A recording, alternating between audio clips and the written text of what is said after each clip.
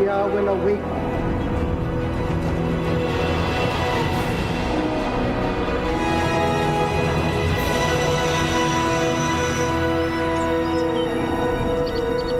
When the world sleeps, India will awake.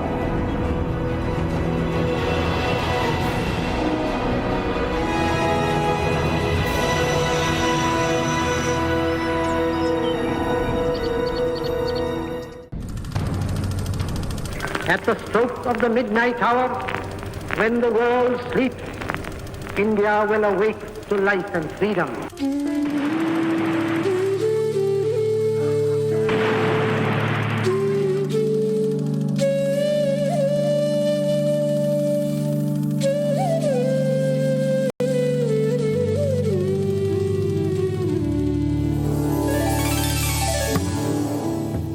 तिरंगा हमें जोड़ता है, हमें देश के लिए कुछ करने के लिए प्रेरित करता है।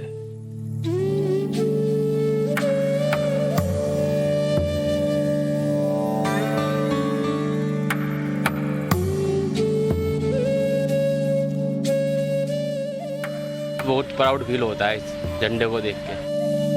जब ये लहराता है तो हमारे दिल को सुकून मिलता है। हम चाहते हैं कि ये झंडा हमारा सदा ऊंचा रहे। साहस, शौर्य की पहचान तिरंगा।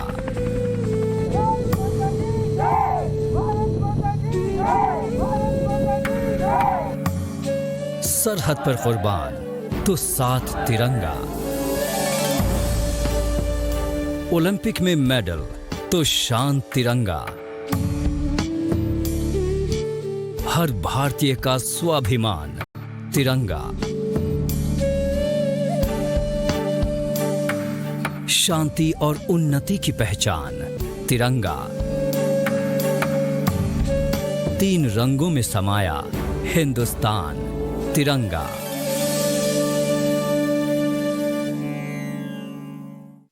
जो भरा नहीं है भावों से, बहती जिसमें रसधार नहीं, वो हृदय नहीं है पत्थर है जिसमें स्वदेश का प्यार नहीं। गया प्रसाद शुक्ल सनेही की ये कविता की ये पंक्तियां किसी को भी राष्ट्र प्रेम की भावना से भर देती हैं। नमस्कार, मैं हूं श्वेता श्रीवास्तव। हिंदुस्तान की आजादी के 75 वर्ष पूरे हो गए और देश आजादी का अमृत महोत्सव मना रहा है। इस महोत्सव को यादगार बनाने के लिए हर घर तिरंगा अभियान चल रहा है। पूरा हिंदुस्तान तिरंगामय हो चुका है। धरती, आकाश, नदी, समंदर, हर जगह तिरंगा ही तिरंगा दिख रहा है।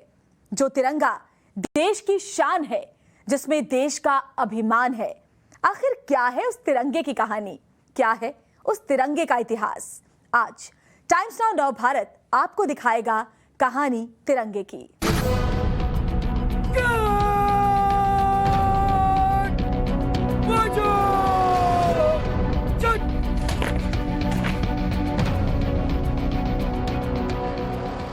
जब एक सैनिक देश के लिए लड़ता है, चाहे वो सरहद पे हो, चाहे अंदरूनी काउंटर टेररिज्म की लड़ाई हो, देश के लिए लड़ने वाला सैनिक हमेशा अपने तिरंगे से, अपने रेजिमेंट के झंडे से, अपनी बटालियन के पताके से उससे उसको जोश आता है।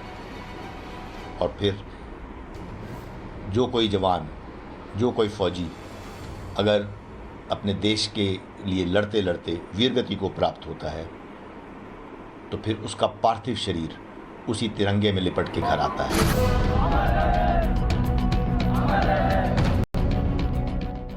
सेना के जवानों के लिए राष्ट्र ध्वज ही उनकी ऊर्जा, उनकी ताकत है।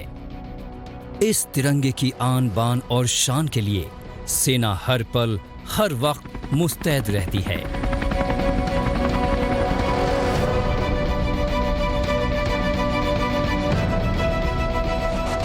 उत्तर में बर्फीली चोटियां हो या रेगिस्तान की तपती जमीन या फिर अनंत तक फैला नीला समंदर हो,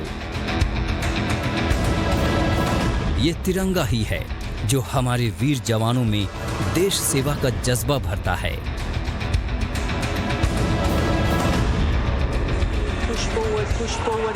रंग जीत का, रंग जज्बात का, रंग जुनून का, ये रंग है तिरंगे का।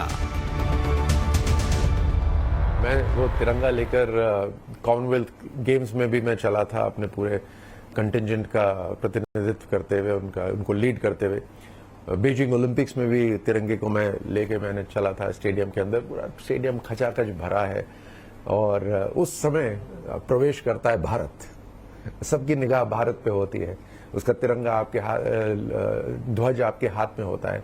मैंने हर कॉमनवेल्थ गेम्स में भी और बीजिंग ओलंपिक्स में भी उसको मैंने उसके जो जहाँ रखा होता है उसको निकाल के मैंने उसको लहराया। मैंने कहा कोई बहुत बड़ी बात है कि भारत आज प्रवेश कर रहा है इस स्टेडियम के अंदर। इतना बड़ा देश है, इतना मजबूत राष्ट्र है, उसका ध्वज तो लहराना ही चाहिए। दुनिया के सबसे बड़े खेल के मंच पर जब तिरंगा लहराता है तो कैसा महसूस होता है, ये अनुभव आज भी पूर्व ओलंपिक मेडलिस्ट और बीजेपी सांसद राज्यवर्धन सिंह राठौर के रोम रोम में नई ऊर्जा भर देता है। 2004 एथेंस ओलंपिक में कर्नल राज्यवर्धन सिंह राठौर ने डबल ट्रैप शूटिंग में सिल्वर मेडल जीता था। एक रिटायर्ड फौजी, एक पूर्व ओलंपियन और एक राजनेता राज्यवर्धन सिंह राठौर के लिए तिरंगा अब उनकी जिंदगी का हिस्सा बन गया है। आप खेलते हैं तो सीने पे तिरंगा बना होता है, आपके हेलमेट पे तिरंगा बना होता है, आपके इक्विपमेंट पे तिरंगा बना होता है, आपकी पहचान ही तिरंगे से होती है, यू फ्रॉम इंडिया। तो आपके पीछे तिरंगा बना होता है। तो हर और जब आप जीतते हैं और तिरंगा ऊपर चढ़ाया जाता है और फिर वो लहराता है, उस समय तो आंसू रोकने से नहीं रुकते, आपके रोंगटे खड़े हो जाते हैं, आपका जनगण मन बज रहा होता है। सो तिरंगे की जो ताकत है वो शायद एक खिलाड़ी और एक सैनिक खूब अच्छी तरह पहचानता है। पंडित जवाहरलाल नेहरू का ये ऐतिहासिक भाषण 200 वर्षों की गुलामी के अंत का सुखद संदेश लेकर आया था। At the stroke of the midnight hour, when the world sleeps, India will awake to life and freedom. वर्ष 1947 में 14-15 अगस्त की आधी रात को हिंदुस्तान जाग रहा था, क्योंकि गुलामी का अंधियारा अगली सुबह नए हिंदुस्तान का सूरज उगने वाला था। 15 अगस्त सन 1947 की वो ऐतिहासिक सुबह, वर्षों तक गुलामी की जंजीरों में जकड़े देशवासी पहली बार खुली हवा में सांस ले रहे थे। लंबे संघर्ष और कई स्वतंत्रता सेनानियों के बलिदान से मिली आजादी का हर देशवासी जश्न मना रहा था।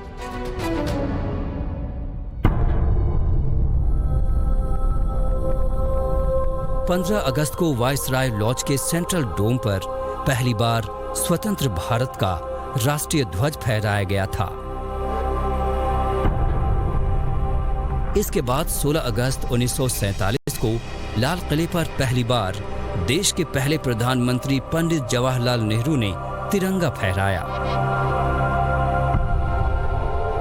3 रंगों वाला 24 चक्र वाला ये राष्ट्रीय ध्वज किसी डिजाइनर की कल्पना के आधार पर नहीं बना है, बल्कि इसके पीछे है राष्ट्र प्रेम की भावना और देश को विश्व में अपनी विशिष्ट पहचान देने का संकल्प। रविन्द्रनाथ टैगोर के बीच पे एक चर्चा होती है जिसमें दोनों आपस में तय करते हैं कि भाई हमें ना अपने नेशन के लिए नेशन स्वराज की तरफ अग्रसर है। 1920 अगस्त में कहा जाता है कि हम 1 साल में स्वराज हासिल कर लेंगे। नेशन स्वराज की तरफ अग्रसर है और इस स्वराज के लिए वो कहते हैं जब हम नेशन बनेंगे, इंडिपेंडेंट नेशन बनेंगे, तो हमारे को झंडा चाहिए और एक झंडा चाहिए, एक राष्ट्रगीत चाहिए। तो राष्ट्रगीत तो हाजिर था, वंदे मातरम। झंडा जो था वो एक तिरंगा उन्होंने लिया, जो कि पिंगली वेंकैया का जो एक डिज़ाइन था उनमें से एक झंडा उन्होंने चुना। सफेद धोती, हाफ बाजू का सफेद कुर्ता पहने इस महान शख्स की ही देन है देश का राष्ट्रीय ध्वज।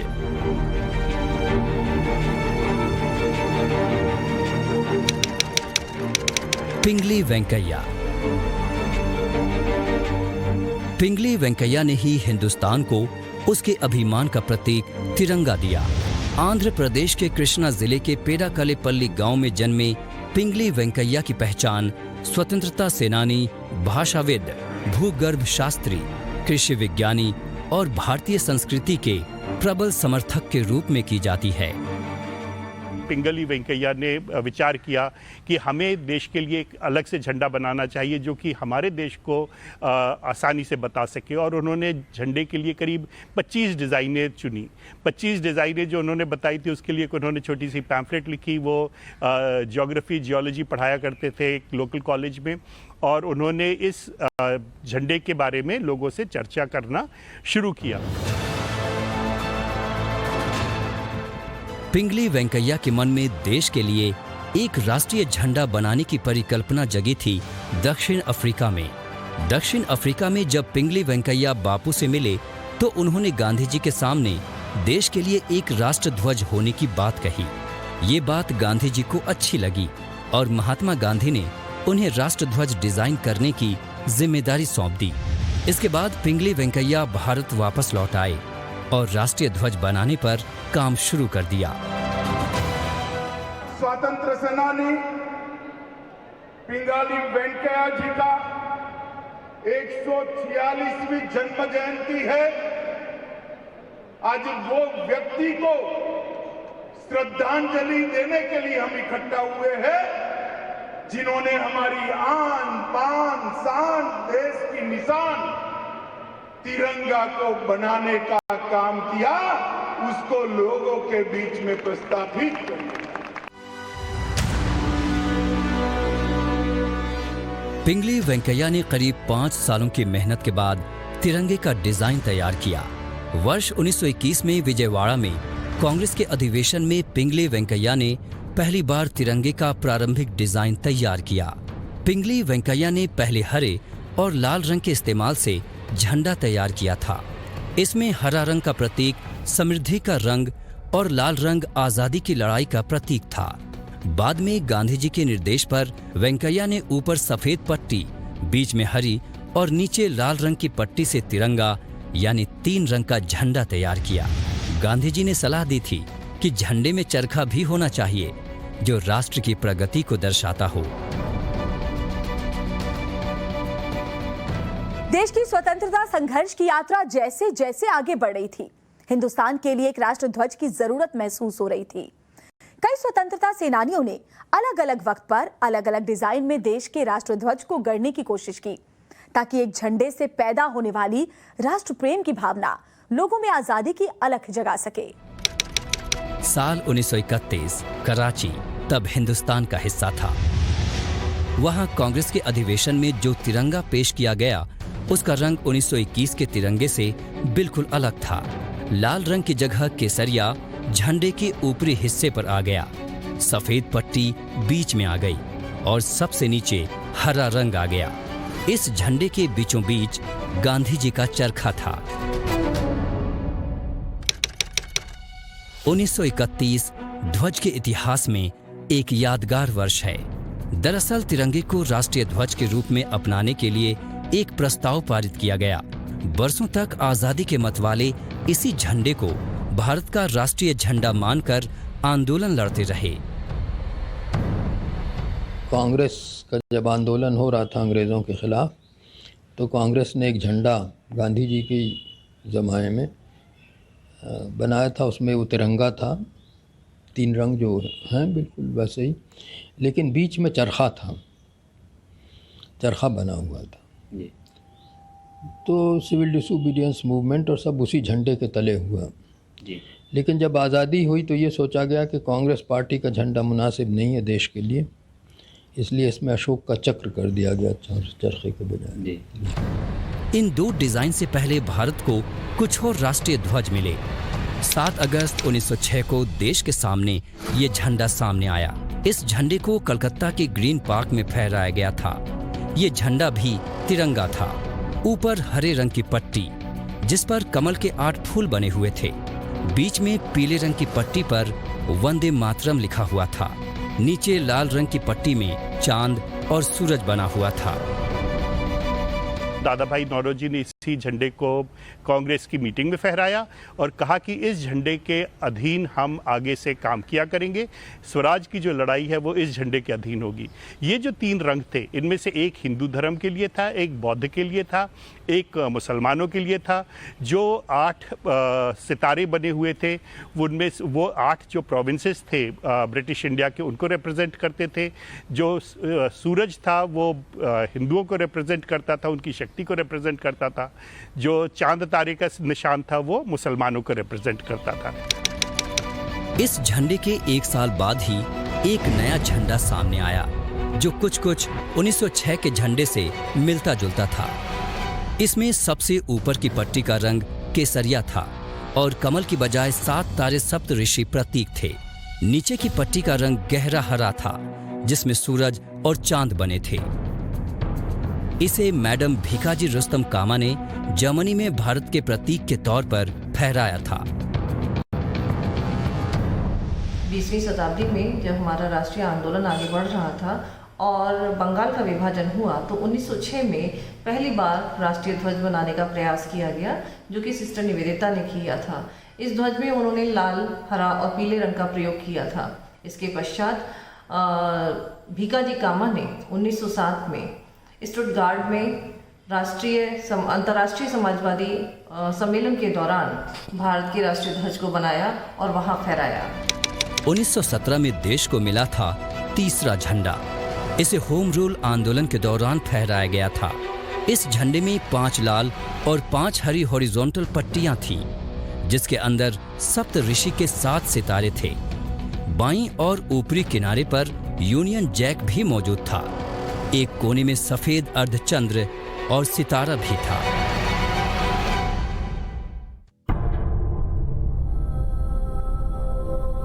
इन तीनों झंडों को आम हिंदुस्तानियों के बीच उतनी पहचान नहीं मिली जितनी कि वर्ष 1931 में चरखे वाले इस झंडे को मिली।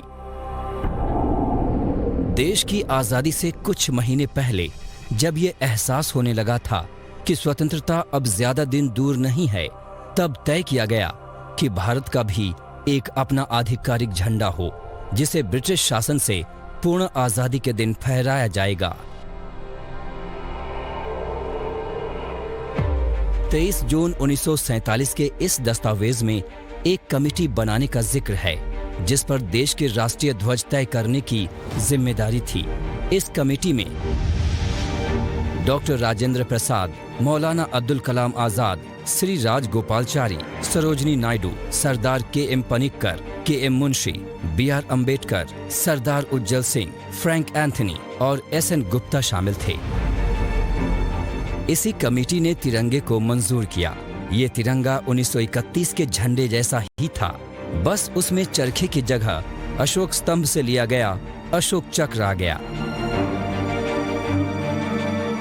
अशोक चक्र के ऊपर संविधान सभा में कई बार चर्चा हुई कि ये अशोक चक्र होना चाहिए या ये सुदर्शन चक्र होना चाहिए, और इसके ऊपर फाइनली ये सहमति की गई कि जी सुदर्शन चक्र जो है वो थोड़ा एग्रेसिव सा लगता है, तो हमें उस तरह के एग्रेशन से बचना चाहिए और हमें सुदर्शन चक्र की जगह अशोक चक्र का इस्तेमाल करना चाहिए।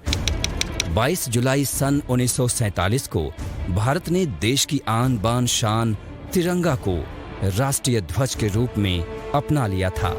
आजादी के बाद हर हिंदुस्तानी के लिए ये तिरंगा देश प्रेम का सबसे बड़ा प्रतीक बन गया। तिरंगे झंडे में मुख्य रूप से 3 रंगों का इस्तेमाल किया गया है। हर एक रंग का अलग ही महत्व है।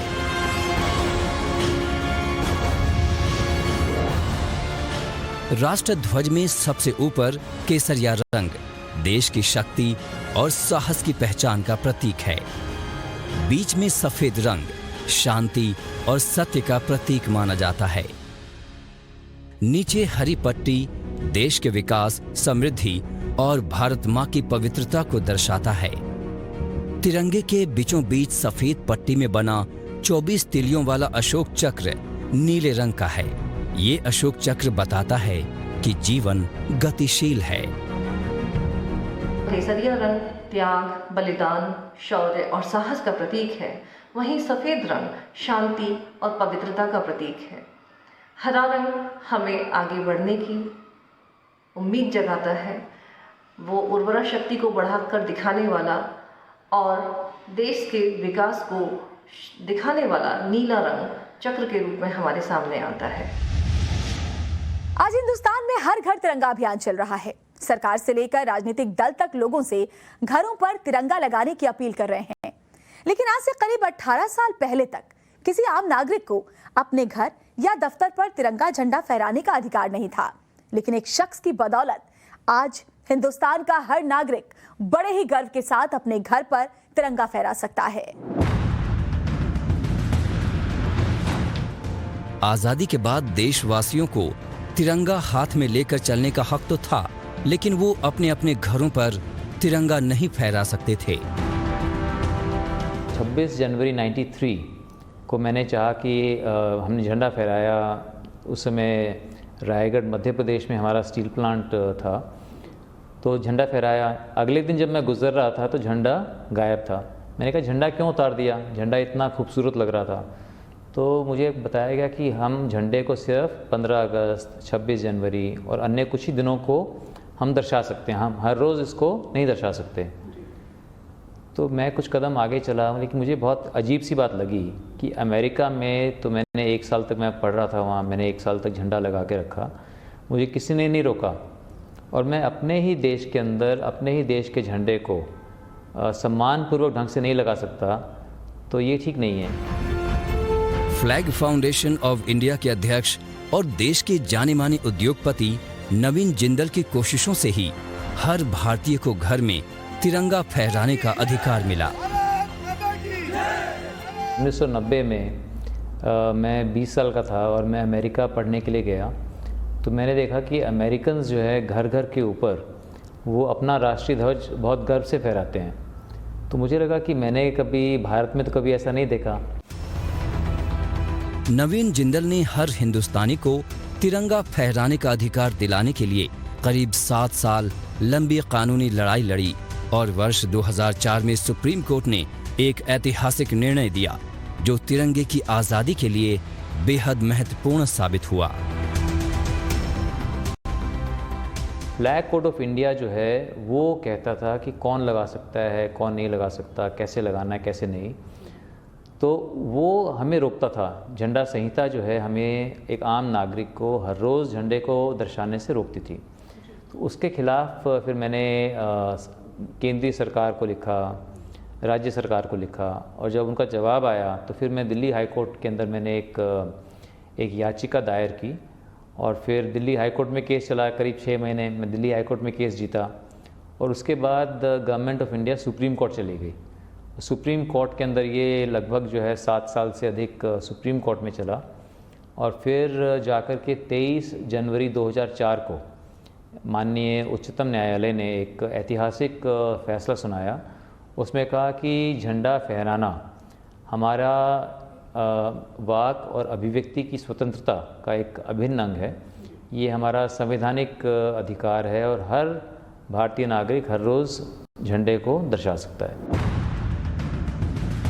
अब तो हर आम नागरिक अपने अपने घरों पर झंडा फहरा सकता है, लेकिन आपको झंडा फहराने के लिए एक प्रोटोकॉल का पालन करना होगा, जिसके बारे में विस्तार से इंडियन फ्लैग कोड यानी भारतीय झंडा संहिता में लिखा हुआ है।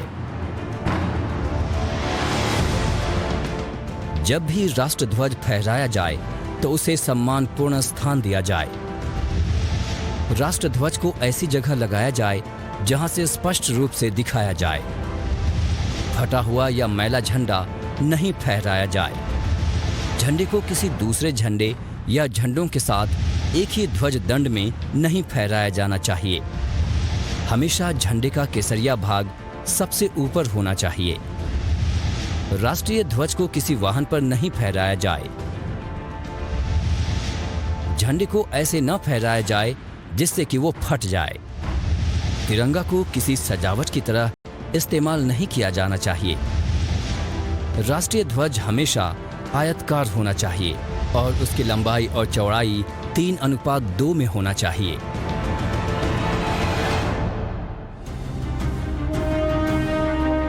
सड़कों पर गुजरते वक्त आपको जो तिरंगा बिकता हुआ दिखता है, जरूरी नहीं कि वो मानकों के अनुरूप बना हो। उनमें से ज्यादातर का आकार सरकारी मानकों के अनुसार नहीं होता। राष्ट्रीय ध्वज के आकार को लेकर मानक तय किए गए हैं, जिसका पालन करना जरूरी है। क्या देश में तिरंगा झंडा बनाने की एक आधिकारिक फैक्ट्री है? जी हाँ, कर्नाटक में हुबली शहर के बेंगेरी इलाके में है कर्नाटक खादी ग्रामोद्योग संयुक्त संघ। ये देश की एकमात्र ऑथराइज्ड नेशनल फ्लैग फैक्ट्री है, यानी केवल इसी यूनिट को देश में आधिकारिक रूप से तिरंगा बनाने का हक हासिल है।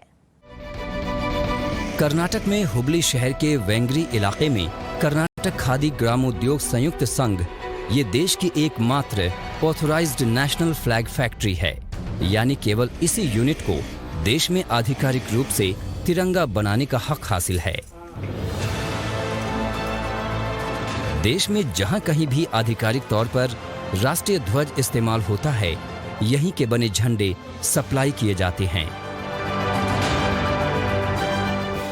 विदेशों में मौजूद भारतीय दूतावासों और उच्चायोगों के लिए भी यहीं से तिरंगा बनकर जाता है।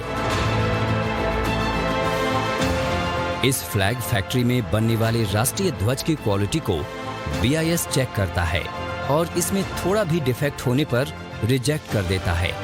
यहाँ पर तिरंगे झंडे की 18 बार क्वालिटी चेक की जाती है। फ्लैग कोड ऑफ इंडिया 2002 के प्रावधानों के मुताबिक झंडे की मैन्युफैक्चरिंग में रंग, साइज या धागे को लेकर किसी भी तरह का डिफेक्ट एक गंभीर अपराध है। ऐसी गलती पाए जाने पर जुर्माना या जेल या दोनों हो सकते हैं। हर नागरिक का फर्ज बनता है कि अपने राष्ट्रीय ध्वज कि वो इसको ठीक से इसका पूरा सम्मान करे, और अगर किसी से गलती से गिर गया, अगर मैं गुजर रहा हूँ, मैं देखता हूँ कि कोई झंडा गिरा हुआ है, तो ये मेरा फर्ज बनता है कि मैं उसको उठा लूँ। क्योंकि सिर्फ हम दूसरों को ब्लेम करें, किसी की हो सकता है गाड़ी से उड़ करके निकल गया हो, किसी के मोटरसाइकिल से या स्कूटर से उड़ करके निकल गया, तो वो हो सकता है व्यक्ति को ध्यान भी ना हो। तो दूसरों का फ़र्ज़ बनता है कि उसको हम उठा लें और उठा के उसको ठीक ढंग से उसको हम डिस्पोज ऑफ भी करें।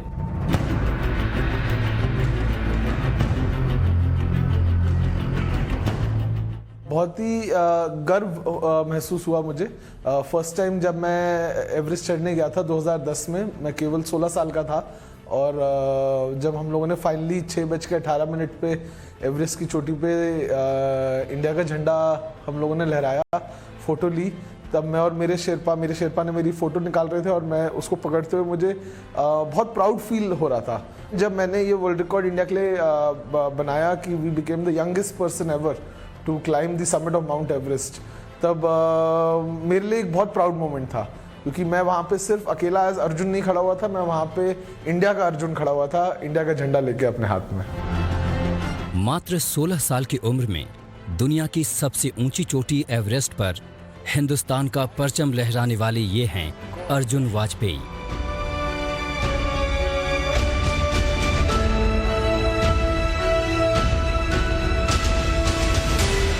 I feel like an emperor of this world. Arjun ने साल 2010 में अदम्य साहस दिखाते हुए एवरेस्ट पर तिरंगा लहरा दिया। हिंदुस्तान को दुनिया के शिखर पर ले जाने का जज्बा अर्जुन को तिरंगा देखकर ही आया। बोलते हैं ना कि कुछ चीज़ें बहुत ज़्यादा पैशन ड्रिवन होती हैं, और कुछ चीज़ें जब एकदम आप गिव अप करने वाले होते हैं तब आपको अगला कदम लेने में मोटिवेट करती हैं। वैसे ही मेरे पास ये इंडिया का झंडा था, जो मेरे साथ मेरे समिट शूट के अंदर यहाँ अंदर पड़ा रहता था, एंड उसको निकालते ही समिट पे एक अलग ही बर्स्ट ऑफ एनर्जी आई।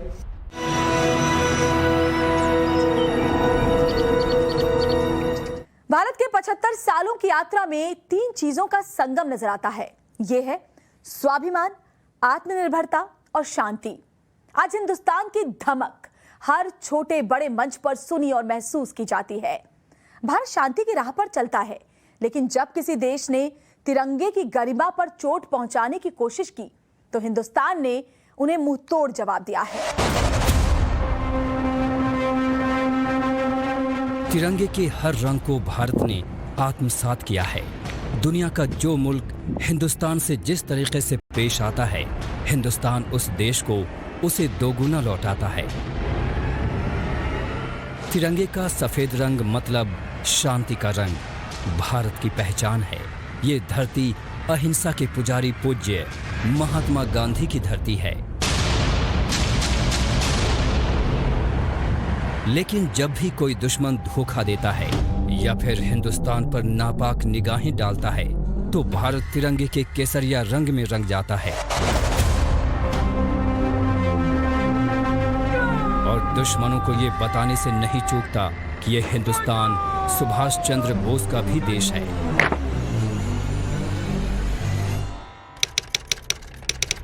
(1965) भारत पाकिस्तान युद्ध।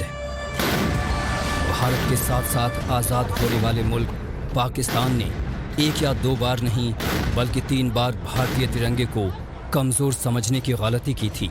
वर्ष 1965 में पाकिस्तान ने भारत के खिलाफ युद्ध छेड़ दिया, जिसके जवाब में भारत ने मात्र 17 दिनों में ही पाकिस्तान को धूल चटा दी।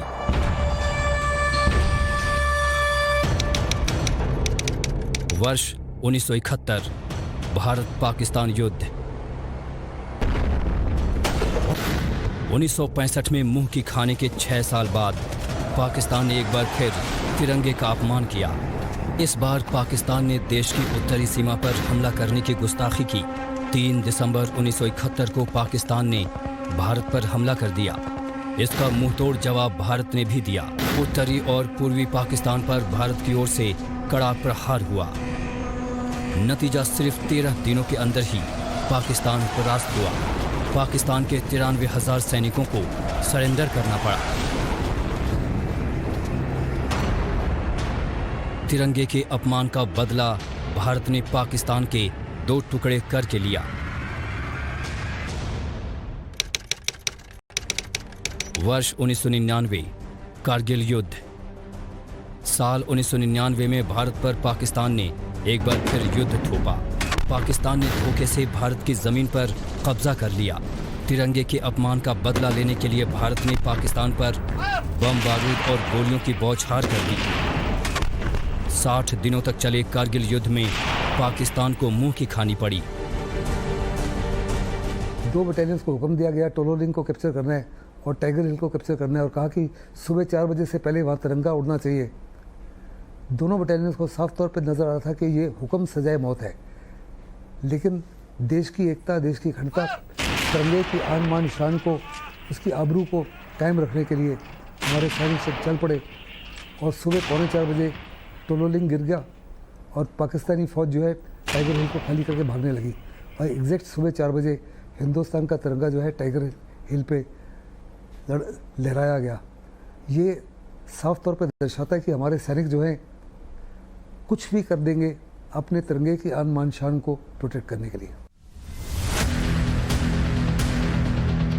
हिंदुस्तान के गर्व तिरंगा को आतंकियों ने कई दफा लहूलुहान करने की कोशिश की है। श्रीनगर, दिल्ली, मुंबई, जयपुर, अहमदाबाद और काशी में आतंकी घटनाओं को अंजाम दिया गया। हर आतंकी हमले के बाद हिंदुस्तान और मजबूत बना, आतंकवाद को मुंहतोड़ जवाब दिया। तिरंगे के स्वाभिमान के लिए ही वर्ष 2016 में भारतीय सेना के जांबाज जवानों ने सीमा पार कर सर्जिकल स्ट्राइक को अंजाम दिया और जिन आतंकियों ने भारतीय तिरंगे को चुनौती दी थी उनको उनके सही अंजाम तक पहुंचा दिया।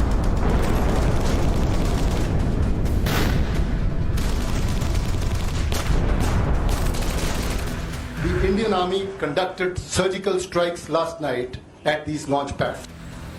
फरवरी 2019 में आतंकवाद का दंश पुलवामा में भी दिखा, जहां आतंकी हमले में 40 से ज्यादा जवान शहीद हो गए। एक बार फिर आतंकियों ने हिंदुस्तान की शांति को चुनौती दी थी। कुछ दिन के अंदर भारतीय वायुसेना के विमानों ने पाकिस्तान की सीमा में घुसकर एयर स्ट्राइक कर दिया।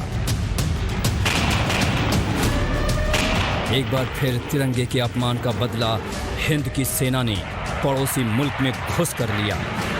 हिंदुस्तान ने ऐसी सर्जिकल स्ट्राइक की जो दुनिया में आज तक नहीं की थी। दुनिया में 1945 की वॉर के बाद में केवल 3 देशों ने हिम्मत दिखाई है सर्जिकल स्ट्राइक की, अमेरिका ने, इजराइल ने और इंडिया ने। अमेरिकन फोर्सेस और इजरायली फोर्सेस दुश्मन के इलाके में ज़्यादा से ज़्यादा 20 से 30 मिनट रही।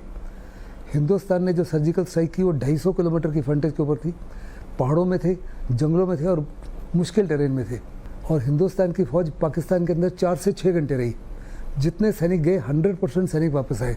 और हमारे डीजीएमओ ने पाकिस्तान के डीजीएमओ को रिंग किया सुबह कि हमने आपके खिलाफ इस पर की कार्रवाई की है, हमारी तरफ से ये कार्रवाई ख़त्म हो चुकी है, हम सक्सेसफुली वापस आ गए हैं, आगे आपकी मर्जी है क्या करना है।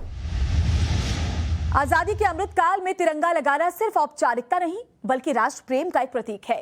तिरंगे के गौरव में अभी भी कुछ कमी है जिसे कुछ हद तक 2019 में दूर किया गया, लेकिन देश को उम्मीद है कि अगले कुछ वर्षों में तिरंगे का संपूर्ण गौरव वापस लौटेगा, जब यही तिरंगा एक रोज पीओके में लहराएगा।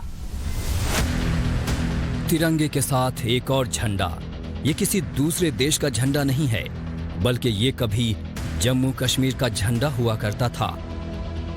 बरसों तक जम्मू कश्मीर में भारतीय तिरंगे के साथ साथ जम्मू कश्मीर का झंडा भी लगाया जाता था। जुलाई 2019 से पहले तक जम्मू कश्मीर का अपना अलग झंडा था जो देश की संप्रभुता के साथ साथ देश के अभिमान पर किसी आघात से कम नहीं था। 5 अगस्त सन 2019 में नरेंद्र मोदी सरकार ने जम्मू कश्मीर से अनुच्छेद 370 खत्म कर दिया।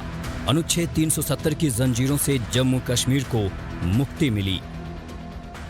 हमें विरासत में जो भी सामाजिक, आर्थिक और राजनीतिक समस्याएं और चुनौतियां मिली, उनके समाधान की निरंतर हम कोशिश कर रहे हैं। आर्टिकल 370 कितनी पुरानी बीमारी थी, कितनी कठिन लगती थी, हमें विरासत में मिली थी, लेकिन हमारा दायित्व था कि हम ऐसी कठिन से कठिन चुनौतियों को सुलझाने के लिए भरसक प्रयास किए और हुआ, आराम से हुआ। अनुच्छेद 370 हटने के साथ ही जम्मू कश्मीर का अलग झंडा भी खत्म हो गया और पूरे देश की तरह जम्मू कश्मीर में भी सिर्फ और सिर्फ तिरंगा लहराने लगा। अब यहाँ के सरकारी दफ्तरों पर पूरे अभिमान के साथ तिरंगा लहराता है। हमारे प्रधानमंत्री ने आर्टिकल 370 को एब्रोगेट किया और आर्टिकल 35A को हटाया, तो महबूबा मुफ्ती ने कहा कि कोई भी कश्मीरी आपके तिरंगे के लड़ाने के लिए खड़ा नहीं होगा। आज जब लाल चौक में तिरंगा लहराया गया तो इतनी शान शौकत से लहराया गया जिसको दुनिया ने साफ तौर पे देखा कि बड़े पैमाने पर वहाँ पे खुशहाली है। आज किसी की हिम्मत ही नहीं किसी और झंडे को वहाँ लहराने के लिए। आज वास्तव में घर घर में कश्मीर में हिंदुस्तान का तिरंगा लहराया जा रहा है। अब जम्मू कश्मीर में सिर्फ तिरंगा दिखता है और किसी झंडे की जम्मू कश्मीर में कोई जगह नहीं बची। श्रीनगर के लाल चौक पर भी बड़ी शान से राष्ट्र ध्वज लहराता है। ये बारामूला है, वही बारामूला जिसका नाम अक्सर आतंकियों के एनकाउंटर में आता है। वहाँ के बच्चे नौजवानों के हाथों में अब तिरंगा लहरा रहा है। हमारी शान है, भारत माता की जय। जिसका बेटा कभी आतंकी संगठन लश्कर तैयबा के लिए काम करता था, अब उसके पिता आजादी के अमृत महोत्सव पर तिरंगा लहरा रहे हैं। आज हसा कोड अशराक वारा गामस मस ये तिरंगा रैली अम खतर कि अत पे बड़ फखर करान तो यह हसा आज पूर हिंदुस्तान मज हर जाय घर घर मनावन तो इसलिए अस हसा मानो आज ये तिरंगा बड़ खुशी सत लहरो गवर्नमेंट मिडल स्कूल श्राकवारस मज हसा खुश हर घरस मज तो हर बस्ती मज आव ये लहरावन। स्वतंत्रता के 75 वर्ष पर भारत आजादी का अमृत महोत्सव मना रहा है। पूरा हिंदुस्तान तिरंगामय हो गया है।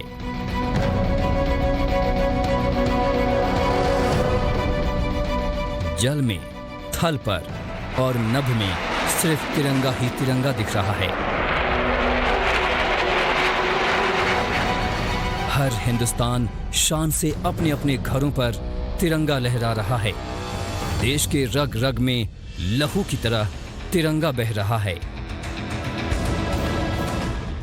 आपकी भी प्रेरणा शक्ति तिरंगा है और तिरंगे की ताकत क्या होती है ये हमने कुछ समय पहले यूक्रेन में देखा है। तिरंगा युद्ध क्षेत्र से बाहर निकलने में भारतीयों का ही नहीं बल्कि दूसरे देशों को लोगों के लिए भी सुरक्षा कवच बन गया था। हिंदुस्तान की आन बान और शान तिरंगे के स्वाभिमान में अभी भी कुछ कमी है। वो कमी क्या है? देश के रक्षा मंत्री राजनाथ सिंह से सुनिए। तो जम्मू और कश्मीर की रियासत के विलय से पहले ही गैर कानूनी तरीके से एक बड़े इलाके को हथिया लिया गया। आज भी पाक ऑक्युपाइड कश्मीर और गिलगिट बाल्टिस्तान का इलाका पाकिस्तान के गैर कानूनी कब्जे में है। पाक ऑक्युपाइड कश्मीर और गिलगिट बाल्टिस्तान भारत के अभिन्न अंग हैं और संसद के दोनों सदनों में प्रस्ताव भी सर्वसम्मत पारित हुए हैं।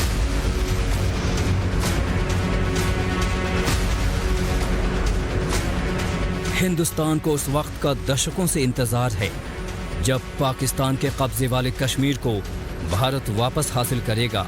कश्मीर के जिस हिस्से पर पाकिस्तान ने सन 1947 से कब्जा कर रखा है, उस पीओके पर जब तिरंगा लहराएगा तो तिरंगा का रंग और भी निखर जाएगा।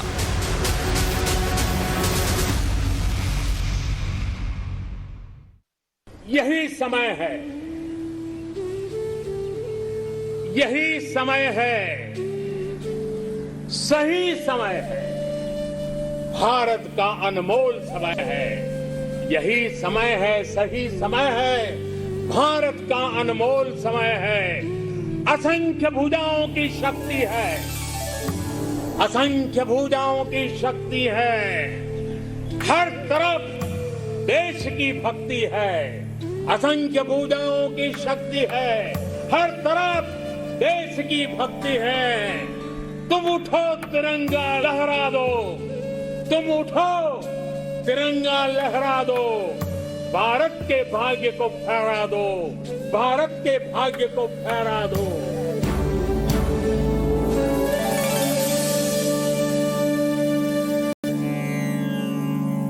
130 करोड़ से ज्यादा भारतीयों को जो रंग जोड़ता है वो है तिरंगा। कश्मीर से कन्याकुमारी तक, काजीरंगा से कच्छ तक। भाषा अलग है, रंग रूप अलग है, पहचान अलग है, लेकिन इन विविधताओं में जो एक चीज समान है वो है तिरंगा। यही तिरंगा हर हिंदुस्तानी को राष्ट्र निर्माण के लिए प्रेरित करता है, चाहे देश में रहें या फिर विदेश में। यही तिरंगा हिंदुस्तानी होने की पहचान है। आजादी के इस महापर्व में आप भी अपने घरों पर तिरंगा लगाएं और भविष्य में आप जो भी काम करें, बस एक बात याद रखें कि तिरंगे की आन बान और शान पर आंच ना आने पाए। जय Hind. When the world sleeps, India will awake.